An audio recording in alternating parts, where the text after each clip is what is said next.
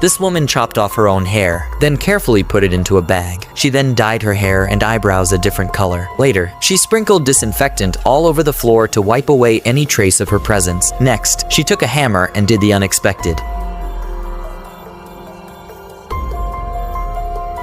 She did all this to completely disappear from her husband's life and frame him for her murder. She had been cooking up this plan for 6 months. First, she maxed out her husband Nick's credit cards on expensive designer bags, clothes, and furniture, but she didn't use any of them. She hid everything to make it look like Nick was financially unstable. Then, she bought life insurance with Nick as the beneficiary. To make things worse, she even became friends with a pregnant neighbor and lied to her about Nick's abusive behavior. But she wasn't done. One day, she invited the neighbor over, and when she used the restroom, she secretly collected her urine to prove that she was pregnant. Now everything was ready. She had successfully built the narrative of a pregnant, abused wife who vanished without a trace. On their wedding anniversary, she made sure Nick had left the house. Then she staged a fake crime scene. She wrote 300 fake diary entries, starting with their relationship from sweet romance to violent disaster. She painted Nick as a monster, a manipulative, cheating, and gaslighting husband while she was the victim all along. Then, she burned the diary just enough to make it look like Nick had tried to destroy the evidence. She even left a trail of clues for the police to find each one leading to him. And just like that, she disappeared, changed her look, and waited for the news to break. Everyone suspected Nick of her disappearance, but instead of looking upset from the news, Nick smiled in front of the cameras. He was confident and even posed for selfies with beautiful girls. Soon, the media caught on and made him a headline on the news. How could someone act so nonchalant upon his wife's disappearance? To save his public image, Nick held a public prayer vigil for Amy. He spoke to the crowd and tried to prove himself innocent. Just then, a furious woman stepped forward. It was his pregnant neighbor. What did you do to your pregnant wife? That's fine. You tell him that, Nick. You tell him Amy was 6 weeks pregnant. And with that, Amy's plan was successful because